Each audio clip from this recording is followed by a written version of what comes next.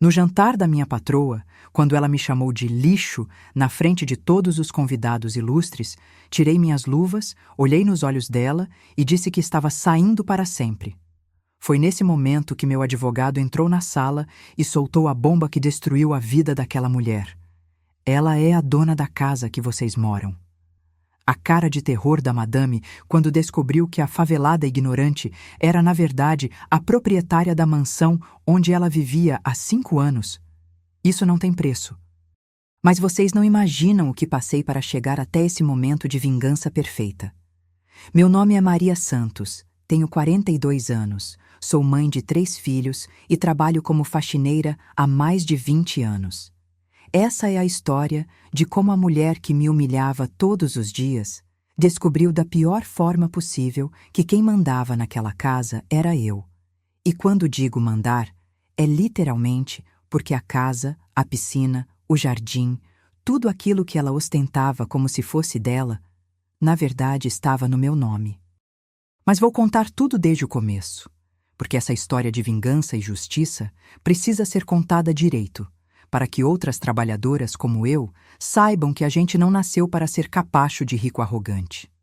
Sempre fui uma mulher batalhadora, dessas que não tem medo de trabalho pesado. Vim de família humilde do interior de Minas Gerais. Minha mãe, Dona Conceição, era lavadeira. Acordava 4 da manhã para lavar roupa no rio antes do sol esquentar.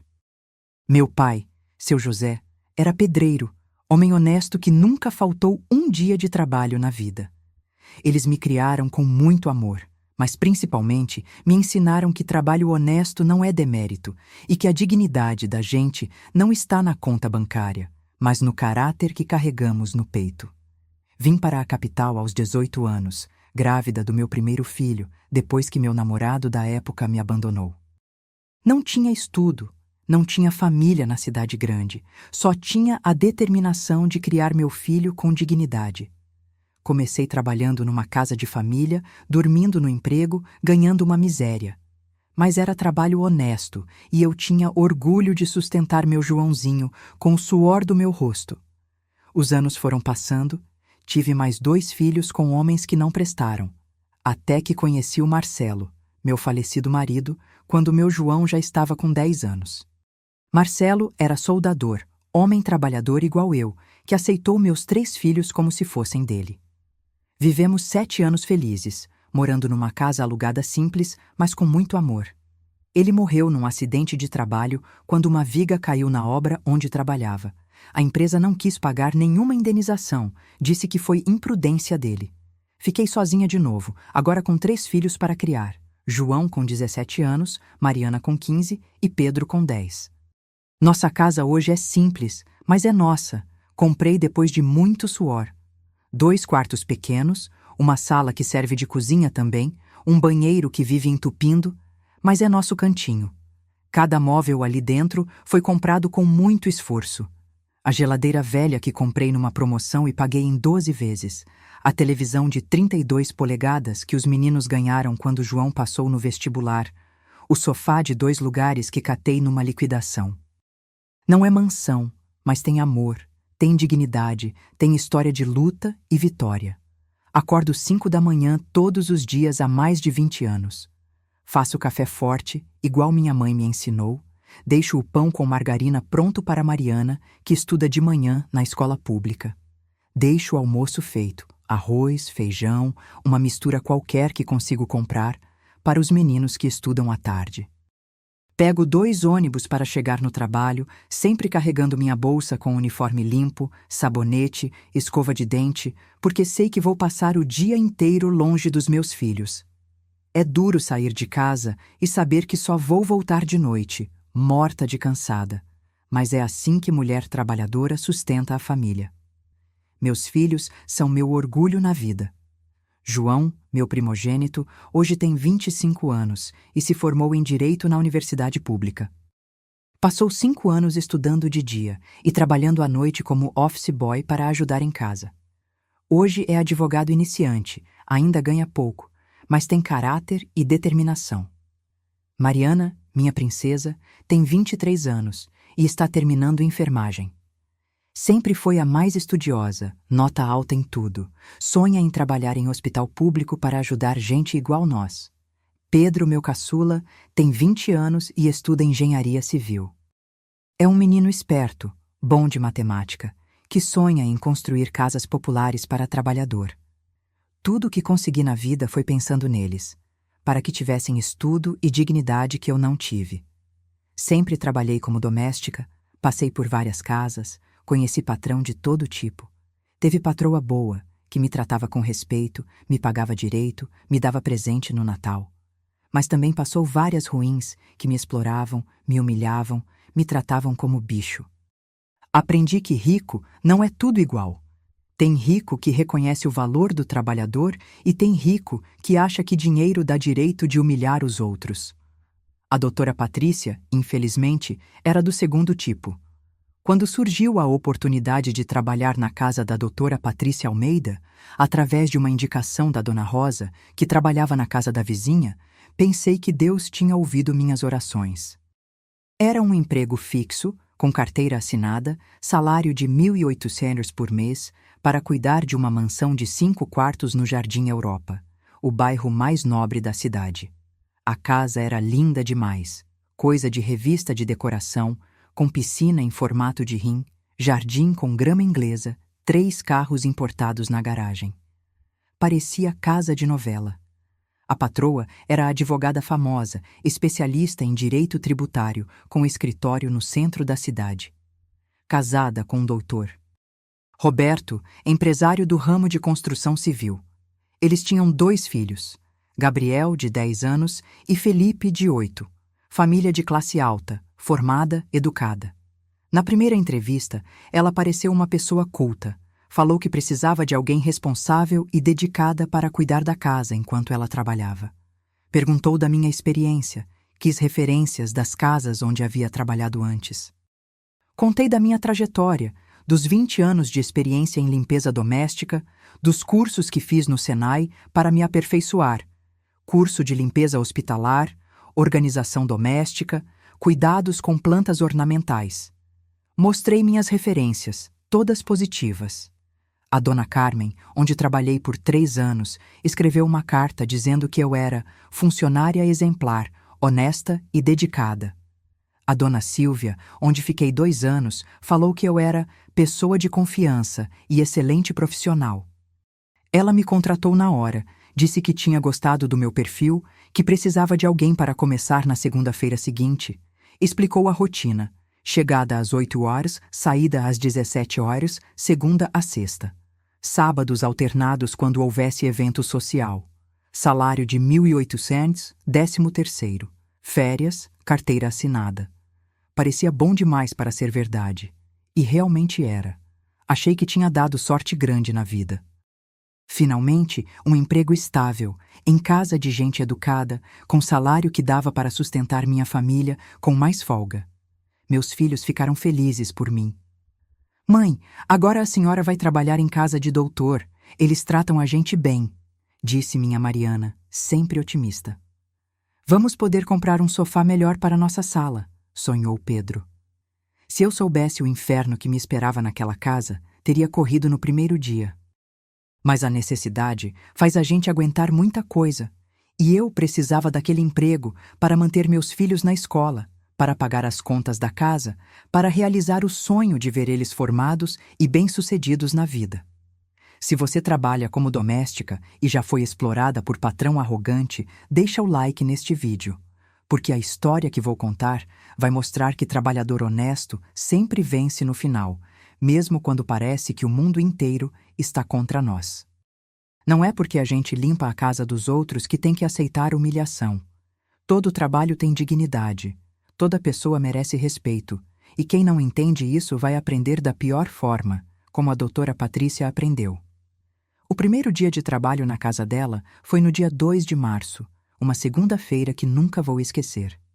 Cheguei às 8 em ponto, uniformizada, cabelo preso, sapato limpo. Ela me recebeu na porta, me levou para conhecer a casa inteira. Era realmente impressionante. Sala de estar com pé direito alto, móveis importados, quadros caros nas paredes, Cozinha planejada com todos os eletrodomésticos modernos. 5 suítes, cada uma maior que minha casa inteira. Escritório com estante de livros jurídicos, computador de última geração, mesa de mogno maciço. Me mostrou onde ficavam os produtos de limpeza, me explicou como ela gostava que cada cômodo fosse limpo.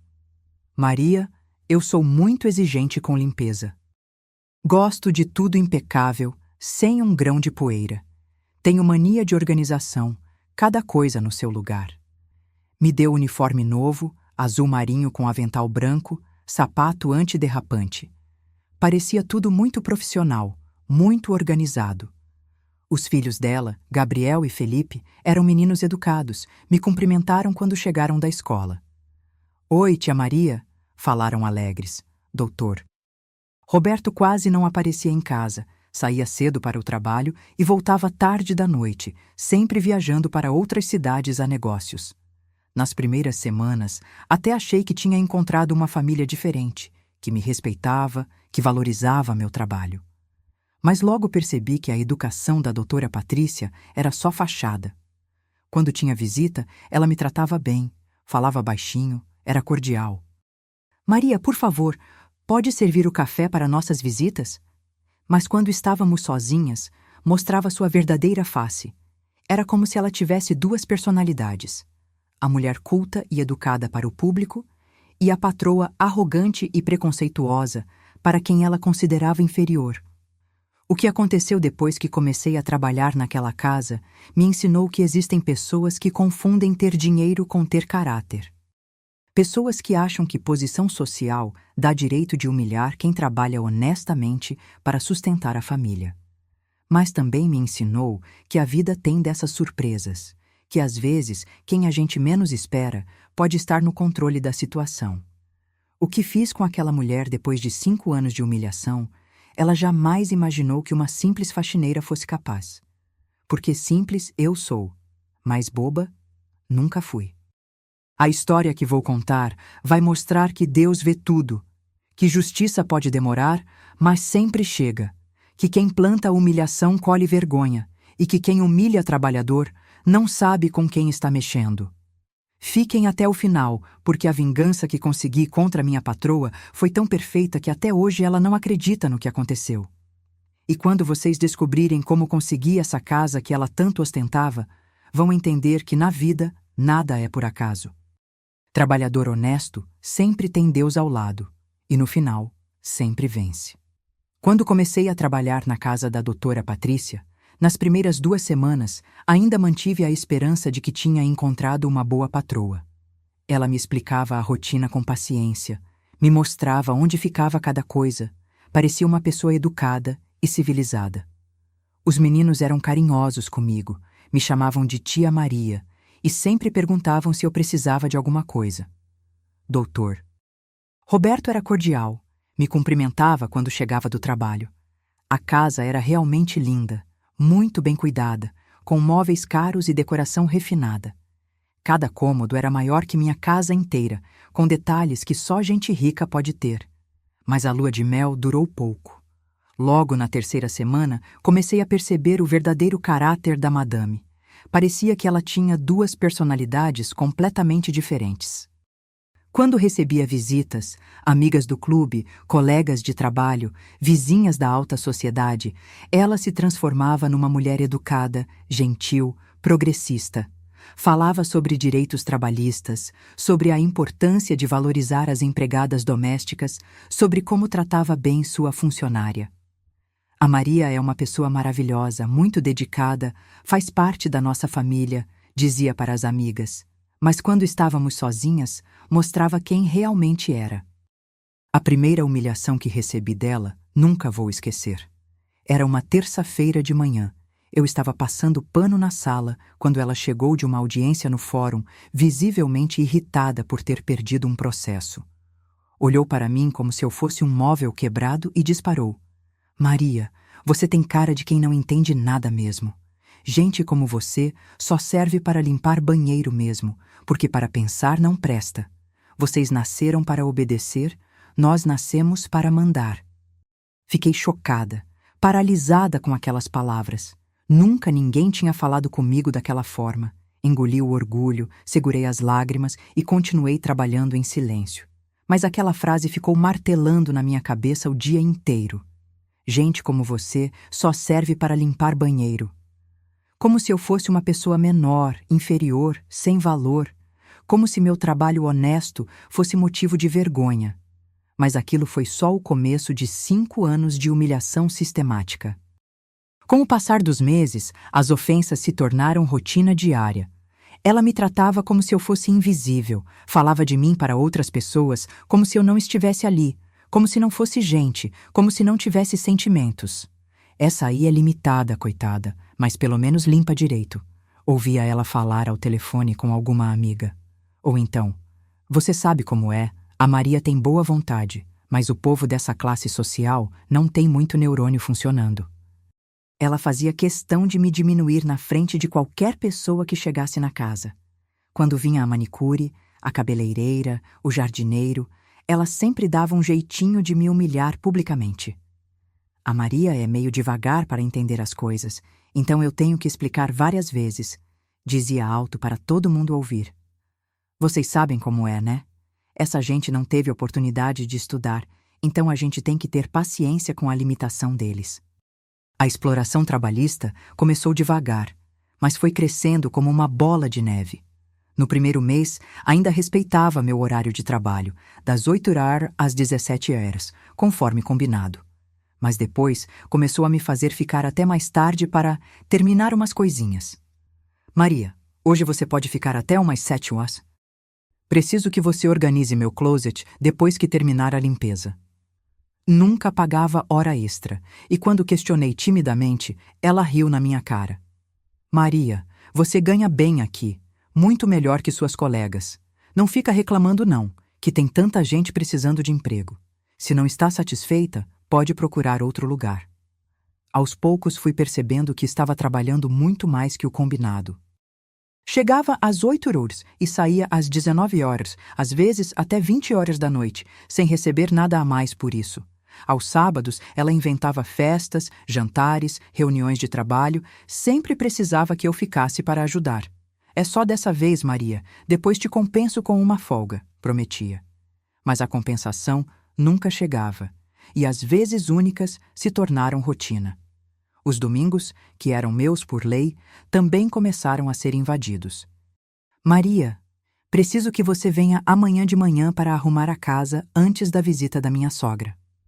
Maria, pode passar aqui no domingo à tarde para organizar o escritório? Sempre com a mesma chantagem emocional. Se eu não fosse, ela ficaria decepcionada comigo e eu poderia perder o emprego. O salário de 1.800 reais, que parecia bom no início, se revelou uma exploração descarada quando calculei tudo que eu fazia.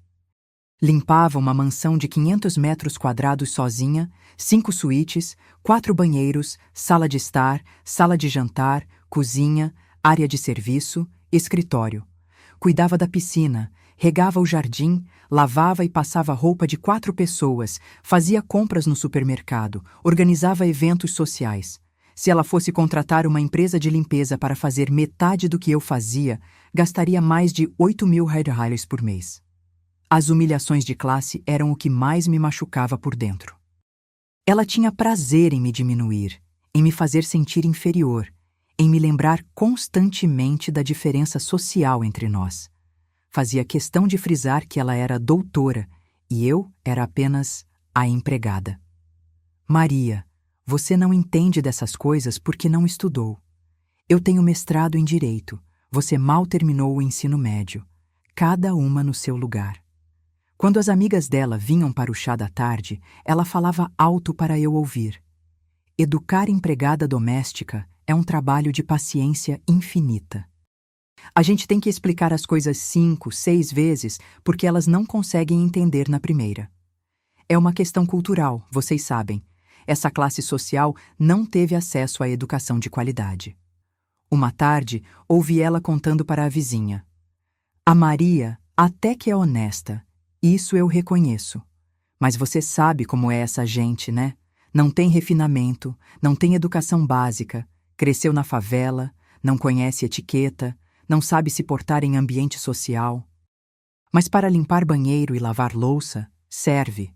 Me proibia de usar o banheiro social da casa, mesmo sendo o único banheiro do andar de baixo. Maria, você tem seu banheiro lá nos fundos, perto da área de serviço. Esse aqui é para a família e visitas. O meu banheiro era um cubículo minúsculo, sem ventilação adequada, que mais parecia um depósito de produtos de limpeza. Era úmido, mofado, com cheiro ruim permanente. Muitas vezes, preferia segurar à vontade até chegar em casa. Na hora do almoço, eu não podia comer na mesa da cozinha como uma pessoa normal. Tinha que comer em pé no balcão da área de serviço como se fosse um animal. Lugar de empregada é na área de serviço, Maria. A cozinha é ambiente social da família. Não podia sentar no sofá da sala, nem nas cadeiras da varanda, mesmo durante minha pausa para o almoço. Esses móveis são caros, Maria. Você pode descansar lá na cadeira de plástico da área de serviço. A invasão de privacidade era constante e humilhante. Revirava minha bolsa todos os dias quando eu chegava e quando saía, dizendo que era protocolo de segurança da casa. Me revistava como se eu fosse uma criminosa. É só uma precaução, Maria. Você entende, né? A gente tem que se proteger. Como se meus 20 anos de referências impecáveis não valessem nada. Me acusou de roubo várias vezes, sempre sem prova nenhuma, sempre me tratando como culpada até que se provasse o contrário. Maria, você viu minha pulseira de ouro? Tenho certeza que deixei aqui na penteadeira. Quando o objeto aparecia, geralmente no lugar onde ela mesma tinha esquecido, nunca pedia desculpas, nunca reconhecia que tinha me acusado injustamente. Ah, achou? Ainda bem.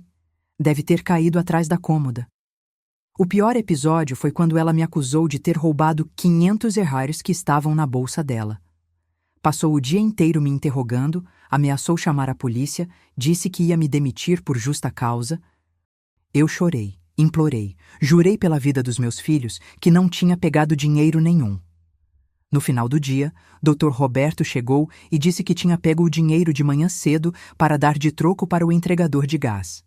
Ela não pediu desculpas, só resmungou. Ainda bem que se esclareceu. Usava meus problemas financeiros para me chantagear emocionalmente o tempo todo. Sabia que eu era mãe solteira, que sustentava 3 filhos sozinha, que não podia me dar ao luxo de ficar desempregada. Maria, você tem sorte de trabalhar aqui. Tem tanta gente querendo uma vaga dessas, gente até mais qualificada que você.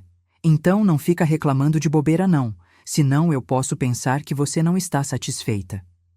Quando meu João estava terminando a faculdade e precisou de dinheiro para comprar os livros da última etapa, pedi um empréstimo de 300 reais do meu próprio 13º que ainda não tinha sido pago. Ela fez uma cara de aborrecimento e disse: Maria, vocês sempre arrumam um problema financeiro na pior hora. Mas está bem, vou descontar do seu 13º. Só espero que isso não vire costume. Quando minha filha Mariana passou no vestibular para a enfermagem e eu cheguei toda feliz para contar a novidade, ela reagiu com desdém. Que legal, Maria. Pelo menos uma pessoa da sua família vai ter estudo superior. Quem sabe ela não consegue um emprego melhor que o seu no futuro. Como se meu trabalho fosse motivo de vergonha, como se sustentar minha família honestamente fosse algo menor. Se você também é trabalhadora doméstica e já passou humilhação de patrão arrogante, comenta aí embaixo. Marca uma amiga que trabalha em casa de família para ela ver essa história. Porque o que vou contar agora vai mostrar que patrão explorador sempre acaba pagando pelo mal que faz. As humilhações públicas eram as piores de todas. Quando ela recebia visitas importantes, juízes, promotores, empresários, me obrigava a usar um uniforme específico, antiquado, com touca e avental engomado, como se fosse o século XIX. Me forçava a servir os convidados de cabeça baixa, sem olhar nos olhos de ninguém, como uma criada submissa. A Maria não conversa com as visitas, ela avisava. Ela está aqui só para servir. Durante essas ocasiões, ela fazia questão de me humilhar na frente de todo mundo. Olha só, a Maria derrubou o guardanapo, Que desajeitada, mas que é que a gente vai fazer, né? O pessoal dessa classe não tem mesmo refinamento. Ou então, Maria, cuidado com essa travessa. Ela é importada, custa mais que seu salário de 3 meses. Lembro de um jantar especial que ela deu para comemorar uma vitória importante em um processo judicial. Convidou 10 casais da alta sociedade, todo mundo de terno e vestido caro. Ela me fez trabalhar das 6 da manhã às 11 da noite, preparando tudo, servindo, limpando. Durante o jantar, ouvi ela contar para os convidados. A Maria está conosco há 3 anos. É uma boa empregada, não dá trabalho. Vocês sabem como é difícil encontrar gente confiável nos dias de hoje, especialmente dessa classe social.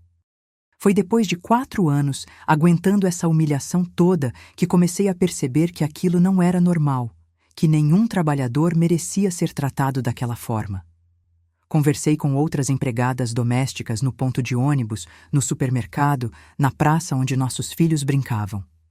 A Conceição, que trabalhava 3 quarteirões abaixo, me disse: Maria, isso que você passa não é normal. Minha patroa me trata com respeito, me paga hora extra certinha, nunca me humilhou. A Josefa, que cuidava de uma casa no bairro vizinho, confirmou: patrão bom existe, sim. O meu me dá presente no Natal, pergunta dos meus filhos, me trata como gente. Foi quando comecei a entender que o que eu passava na casa da doutora Patrícia não era destino, era abuso, era exploração trabalhista, humilhação sistemática, desrespeito à minha dignidade como ser humano. Mas ainda não sabia como reagir, porque precisava do emprego, porque tinha medo de ficar desempregada, porque ela sempre me ameaçava com demissão quando eu ousava questionar alguma coisa. Mas o que descobri no escritório dela mudou completamente minha percepção da situação. E foi aí que tudo começou a mudar. O dia que mudou minha vida para sempre foi 15 de setembro, uma quinta-feira quente e abafada. Eu estava no meu 4º ano trabalhando na casa da doutora Patrícia, quando ela saiu correndo para uma reunião urgente no Tribunal de Justiça, esquecendo completamente de trancar o escritório e desligar o computador. Normalmente, ela era obsessiva com segurança, sempre fechava tudo com chave, guardava todos os documentos, trancava até as gavetas. Mas naquele dia estava tão apressada que deixou tudo aberto de par em par. Comecei a limpeza de rotina do escritório, passando pano nos móveis, aspirando o tapete persa caro, organizando as pilhas de processos. Foi quando vi uns documentos espalhados sobre a mesa de mogno que me chamaram a atenção. Não era para eu estar olhando, mas algumas palavras saltaram aos meus olhos como neon piscando: sonegação fiscal, lavagem de dinheiro, empresas fantasmas, suborno de fiscal. Meu primeiro instinto foi fingir que não tinha visto nada e continuar limpando. Afinal, durante 4 anos, ela tinha martelado na minha cabeça que eu era ignorante, que não entendia dessas coisas, que gente da minha classe não tinha capacidade para compreender assuntos complexos. Mas a curiosidade foi mais forte que o medo. Li os documentos rapidamente. Eram e-mails impressos sobre esquemas elaborados para sonegar impostos de grandes empresas. Descobri que a doutora Patrícia não era só uma advogada tributarista comum. Ela comandava uma verdadeira central de operações criminosas, especializada em criar esquemas sofisticados para empresários esconderem dinheiro do governo federal. Tinha uma rede complexa de empresas fantasmas, contas em bancos do exterior, um sistema articulado para lavar dinheiro sujo de origem criminosa. Era uma operação milionária que funcionava há mais de 10 anos. Os valores eram absolutamente astronômicos. Só num período de 6 meses, havia movimentado mais de 200 milhões em operações ilegais. A doutora respeitável, que frequentava a missa todos os domingos e fazia doações para a caridade, vivia na verdade de dinheiro roubado dos cofres públicos. Todo aquele luxo ostensivo, a mansão, os carros importados, as joias caras, as viagens para o exterior, era financiado com dinheiro que deveria estar sendo usado em hospitais, escolas, estradas. Comecei a prestar atenção sistemática em todas as conversas dela ao telefone.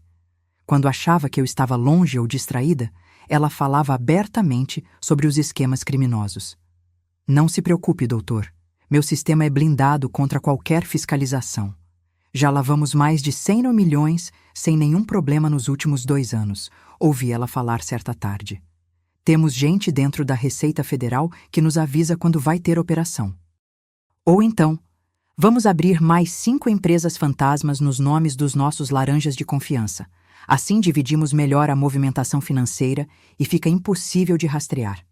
O juiz que cuida dos nossos processos já está devidamente orientado sobre como deve decidir. Custou R$500 mil, mas vale cada centavo. Percebi que ela usava a própria casa para reuniões estratégicas dos esquemas criminosos. 2 ou 3 vezes por mês, chegavam homens engravatados de carros caros, sempre à noite, sempre muito discretos. Eles ficavam trancados no escritório até altas horas, discutindo operações, assinando documentos, planejando novos crimes. Durante essas reuniões, ela sempre me mandava ficar restrita à área de serviço. Maria, hoje você não limpa o escritório nem circula pela sala. Fica na cozinha e não aparece. Mas eu conseguia ouvir fragmentos das conversas através da parede. Falavam em valores altíssimos, em políticos que recebiam propina, em fiscais da Receita Federal que eram comprados mensalmente. O deputado quer mais R$200 mil para aprovar aquela emenda que nos interessa. O auditor fiscal da região metropolitana está pedindo aumento da mesada. Ele quer R$50 mil por mês para continuar fechando os olhos. A hipocrisia daquela mulher me dava náusea profunda. Durante o dia, ela me humilhava constantemente, me tratava como uma pessoa sem caráter, questionava minha honestidade por qualquer bobagem que sumia na casa. Gente da sua classe não tem educação moral, dizia. Por isso precisamos ficar vigiando vocês o tempo todo. Mas era ela quem roubava milhões dos cofres públicos todos os meses. Ela frequentava religiosamente a Igreja do Rosário todos os domingos, sempre sentada no primeiro banco, fazendo questão de ser vista por toda a congregação. Participava de campanhas beneficentes, doava cestas básicas para famílias carentes, patrocinava eventos de caridade. Mas tudo isso era apenas fachada para disfarçar seus crimes. Era dinheiro sujo sendo usado para comprar respeitabilidade social. Essa gente pobre não sabe dar valor ao que recebe. Ouvi ela falar para uma amiga sobre suas ações sociais.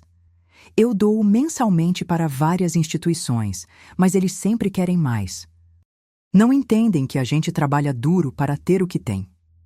Trabalho duro? Ela chamava de trabalho duro roubar impostos e comprar autoridades públicas? Comecei então uma investigação sistemática e cuidadosa.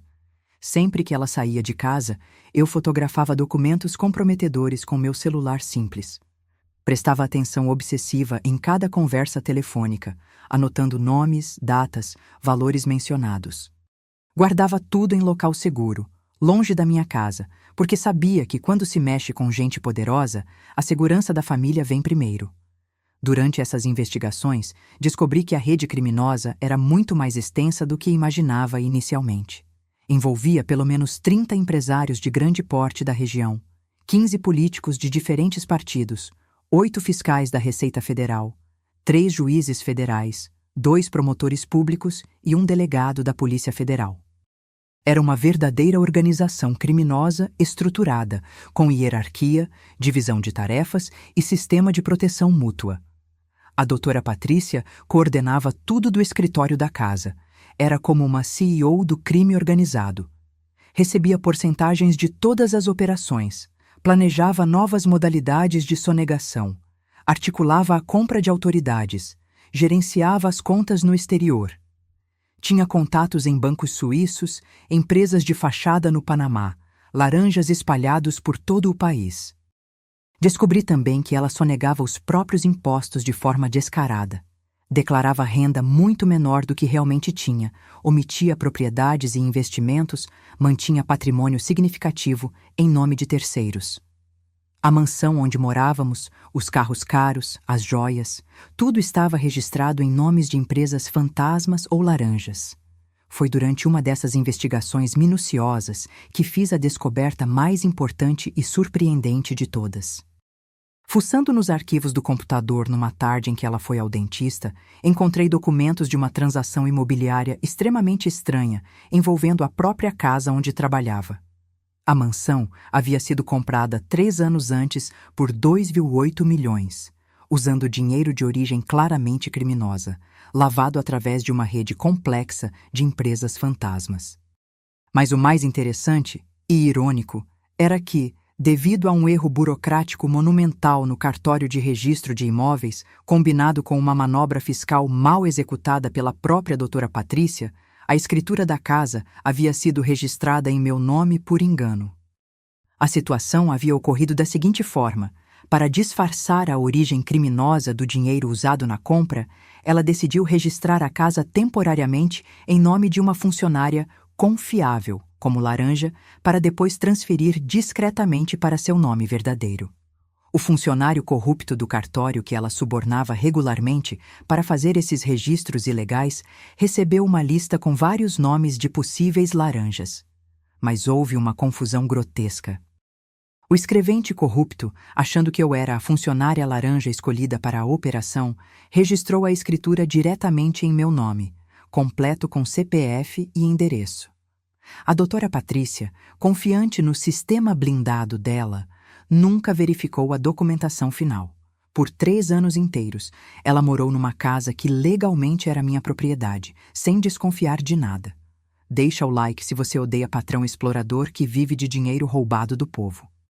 A descoberta que fiz mudou completamente o jogo entre nós. A ironia da situação era tão perfeita que parecia roteiro de novela. A patroa arrogante que me humilhava todos os dias, me chamando de ignorante e sem futuro, estava na verdade morando numa casa que pertencia legalmente à favelada que ela desprezava. Durante 3 anos, enquanto me tratava como lixo, eu era tecnicamente a dona da mansão, e ela era apenas uma invasora. Consultei discretamente um advogado para confirmar a situação jurídica. Dr. Antônio Ferreira, advogado popular que atendia trabalhadores no sindicato, ficou impressionado quando mostrei a documentação. Maria, isso é extraordinário. Legalmente essa casa é sua há 3 anos. Você tem a escritura registrada em seu nome no cartório competente. Pode tomar posse a qualquer momento. Mas ele me aconselhou cautela estratégica. Não faça nada precipitado. Com as evidências de crimes que você coletou, podemos construir um caso muito mais forte.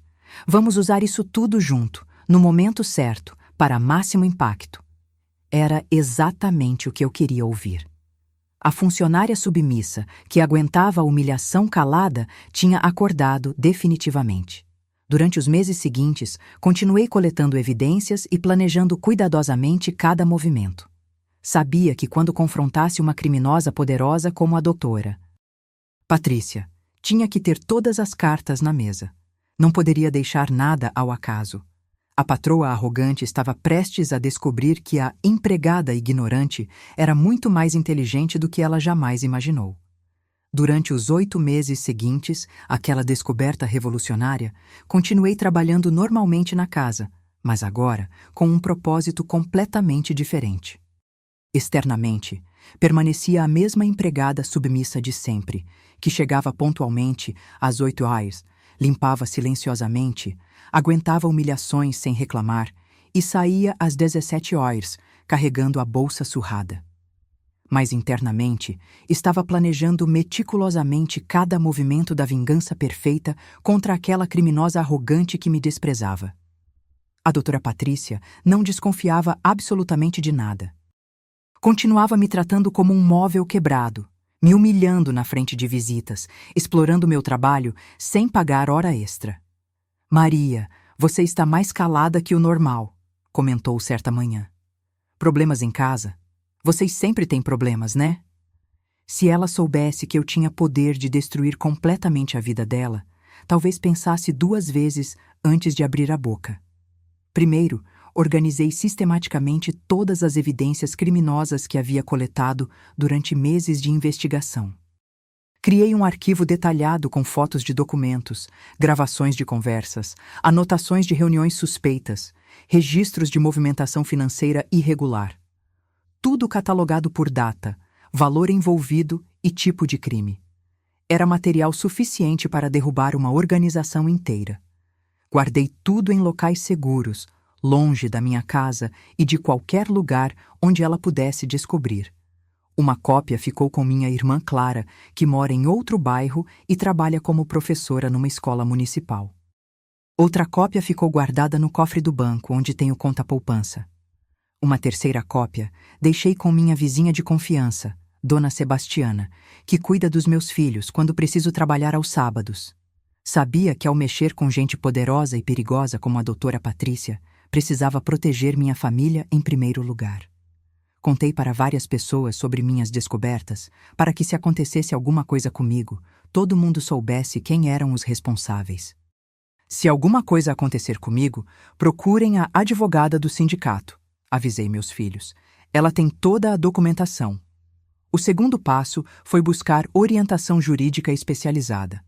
Procurei primeiro o Sindicato das Empregadas Domésticas, onde fui atendida pela doutora Carmen Oliveira, advogada trabalhista experiente em casos de exploração. Quando mostrei meu relato detalhado dos abusos sofridos durante 4 anos, ela ficou indignada. Maria, isso que você passou é um crime continuado contra os direitos trabalhistas. Vamos processar ela por exploração irregular, danos morais, horas extras não pagas, adicional noturno, trabalho em feriados. Fizemos um cálculo minucioso de todos os direitos sonegados. Só em horas extras não pagas dos últimos 3 anos, ela me devia 47.000 hares. Somando férias não pagas integralmente, 13º calculado incorretamente, adicional noturno, trabalho em feriados e domingos, o valor chegava a 89.000 hares. Sem contar os danos morais pelas humilhações sistemáticas, acrescentou doutora Carmen. Isso pode chegar facilmente a mais 100.000 hares. Mas a bomba nuclear seria a denúncia dos crimes fiscais. Levei todas as evidências para a Receita Federal, onde fui atendida pelo auditor fiscal, Dr. João Carlos, especialista em crimes contra a ordem tributária. Quando viu a quantidade e qualidade das provas que eu havia coletado, ficou impressionado.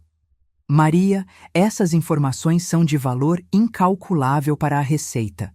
Esse esquema criminoso que você descobriu movimenta mais de 300 milhões de hares por ano em sonegação. Vamos abrir uma investigação sigilosa imediata, prometeu o Dr. João. Com essas evidências, podemos desbaratar uma das maiores organizações criminosas de sonegação da região. Você prestou um serviço gigantesco ao país. Senti um orgulho imenso naquele momento. A empregada ignorante estava contribuindo mais para o bem da sociedade que todos os doutores educados da roda social da patroa. Enquanto as investigações oficiais corriam em absoluto sigilo, iniciei a fase mais delicada do plano. Fazer a doutora Patrícia se incriminar ainda mais, sem que percebesse que eu estava documentando cada palavra. Era como ser uma espiã dentro da própria casa onde trabalhava, coletando evidências para um dossiê que seria usado contra ela. Comecei a questionar sutilmente alguns abusos trabalhistas mais flagrantes, fingindo ingenuidade. Doutora Patrícia, a senhora acha que não seria justo pagar minhas horas extras? Fico aqui até 8 horas da noite quase todo dia. Ela riu desdenhosamente. Maria, você não entende como funciona o mundo real. Quem tem estudo e posição manda, quem não tem, obedece. Se não está satisfeita com suas condições, pode procurar outro emprego. Tenho certeza que não vai achar nada melhor. Gravei essa conversa inteira com meu celular escondido no bolso do avental. Era mais uma prova da exploração sistemática que ela exercia, usando minha necessidade financeira como chantagem para me forçar a aceitar condições ilegais de trabalho. Em outra ocasião, quando questionei por que não recebia adicional por trabalhar aos domingos, ela foi ainda mais explícita. Maria, vocês empregadas domésticas não sabem dar valor ao que têm. Eu te dou emprego, casa para trabalhar, salário todo mês. Em troca, você faz o que eu mandar, na hora que eu quiser.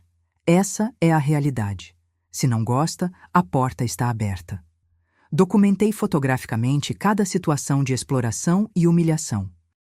Quando ela me obrigava a trabalhar em feriado, fotografava o calendário e anotava detalhadamente as atividades realizadas e horários. Quando me fazia usar aquele uniforme degradante para receber visitas, pedia para minha filha me fotografar antes de sair de casa como prova da humilhação imposta. Descobri que outras empregadas domésticas da vizinhança também sofriam abusos similares.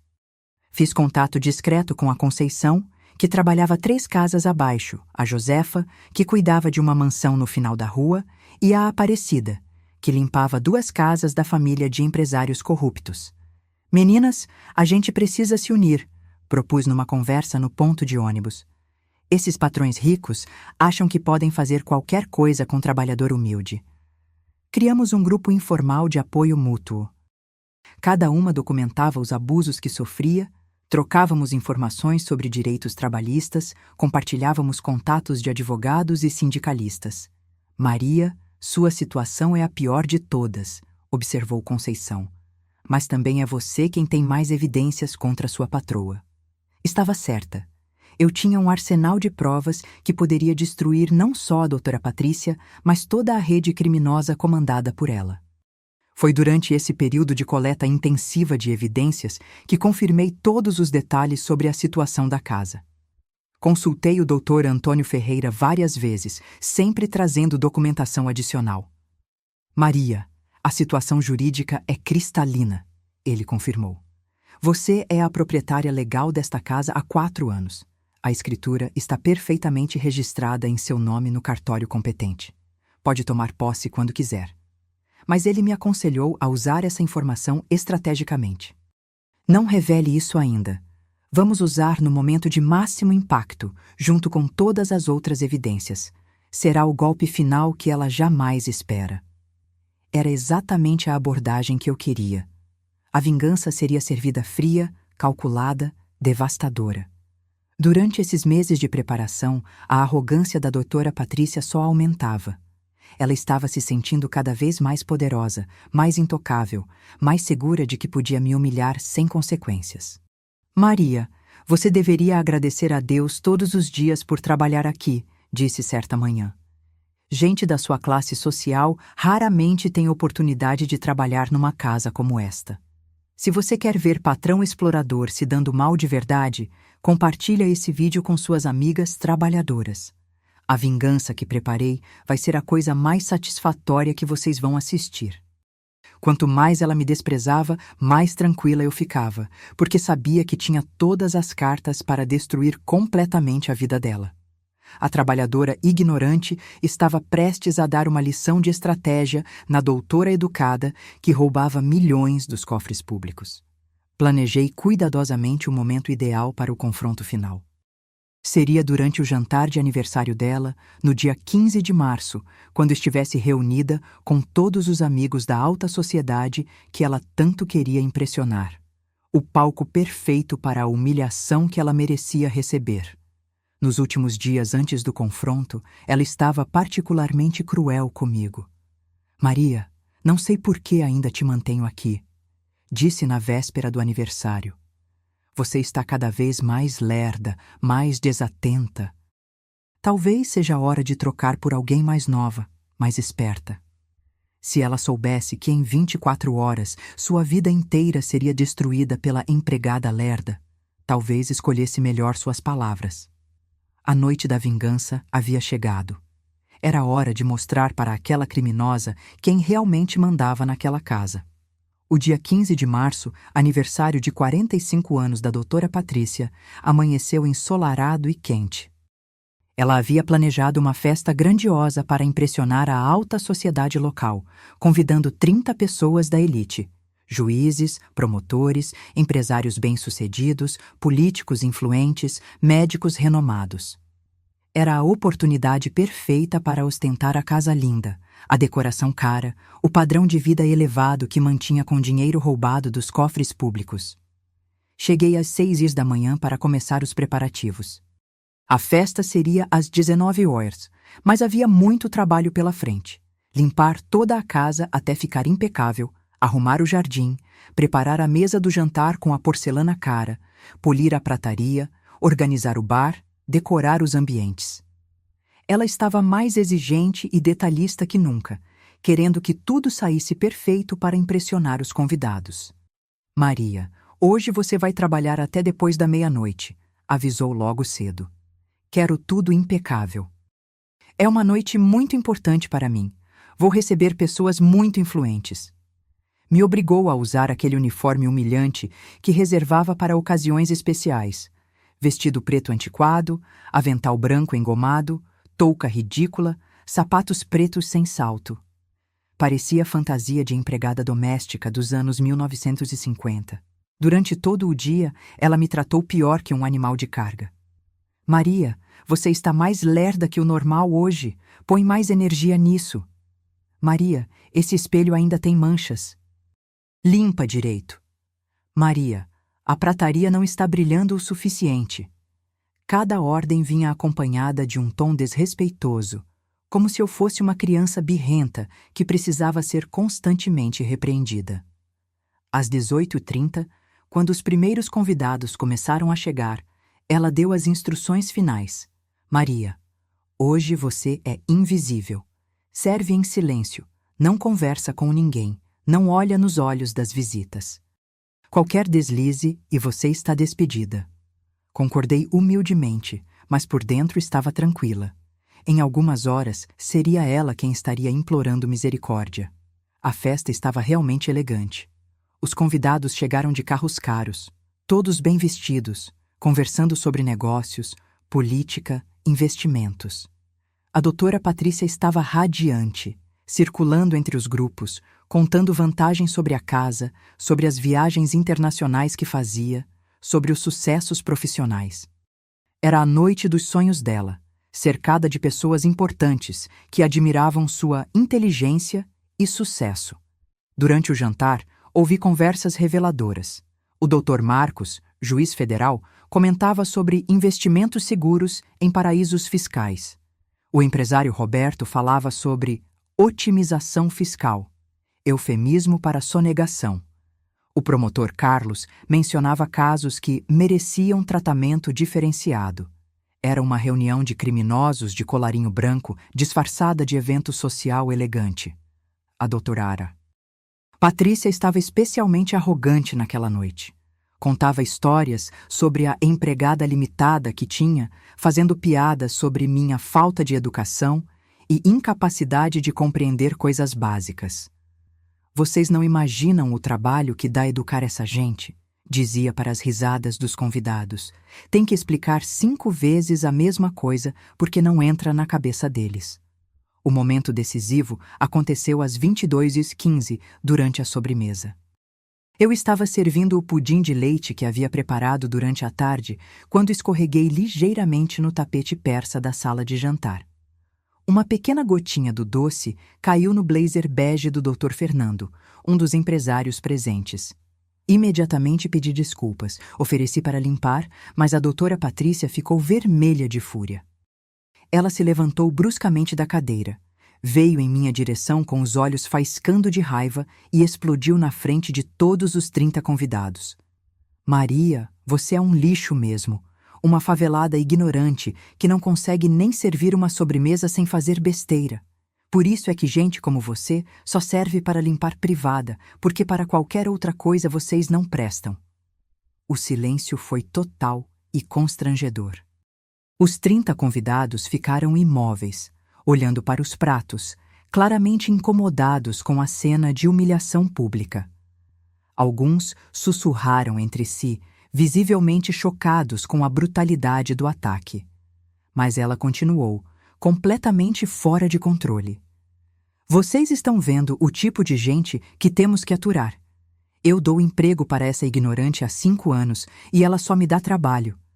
Gente dessa classe social é tudo igual, sem educação, sem caráter, sem dignidade. São um lixo que a sociedade tem que carregar. Foi nesse momento exato que tirei minhas luvas lentamente, uma por uma, olhei bem nos olhos dela e disse com voz firme e clara: Dona Patrícia, muito obrigada pelos 5 anos de ensinamentos. Hoje foi meu último dia trabalhando nesta casa. Estou saindo para sempre. Ela riu debochadamente, achando que tinha vencido. Finalmente, já estava na hora mesmo de mandar você embora definitivamente. Vou arranjar uma empregada melhor, mais educada, mais competente que você. Alguém que saiba qual é o lugar dela na vida. Foi exatamente nesse momento que meu advogado, Dr. Antônio Ferreira, entrou elegantemente na sala de jantar. Eu havia combinado com ele para chegar precisamente às 22h30. Ele estava impecavelmente vestido com terno azul marinho, gravata discreta, pasta de couro na mão, emanando confiança e seriedade. Cumprimentou educadamente todos os presentes e se dirigiu diretamente à doutora Patrícia. Boa noite, doutora Patrícia. Meu nome é Antônio Ferreira, advogado de Dona Maria Santos. Vim entregar alguns documentos extremamente importantes que dizem respeito à senhora. A confusão no rosto dela foi imediata. Ela olhou para mim, depois para ele, tentando entender o que estava acontecendo. Que documentos? Que palhaçada é essa? Maria, que circo você está armando na minha casa? Sua voz já tremia ligeiramente, como se pressentisse que algo muito grave estava para acontecer. Dr. Antônio abriu calmamente a pasta de couro, retirou um maço de papéis e falou alto o suficiente para todos os 30 convidados ouvirem claramente. Doutora Patrícia, estou aqui para informar oficialmente que a senhora está vivendo ilegalmente num imóvel que não lhe pertence. Esta casa está registrada legalmente em nome de Dona Maria Santos há 4 anos. Ela é a proprietária legal deste imóvel e a senhora é apenas uma ocupante irregular. O choque foi instantâneo e devastador. A cara da doutora Patrícia ficou completamente branca. Ela agarrou nas costas da cadeira de mogno para não desmaiar. Começou a gaguejar incontrolavelmente. Que absurdo é esse? Esta casa é minha. Eu que comprei com meu dinheiro. Vocês estão completamente loucos.